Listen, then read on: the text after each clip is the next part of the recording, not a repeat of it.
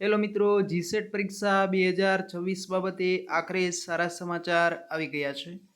જી હા મિત્રો, જીસેટ પરીક્ષા 2026ની રાહ જોતા તમામ ઉમેદવારો માટે જીસેટની ઓફિશિયલ વેબસાઇટ પર જીસેટના ઓનલાઈન રજિસ્ટ્રેશનની તારીખ 22 જૂન 2026થી 22 જુલાઈ 2026, ફી કલેક્શન 22 જૂન 2026થી 21 જુલાઈ 2026 અને એક્ઝામ ડ્યુરેશનની વાત કરીએ તો 3 કલાકનો સમય, જનરલ પેપર 1 માટે 1 કલાક અને પેપર 2 માટે 2 કલાક, એમ કુલ 3 કલાક મળશે.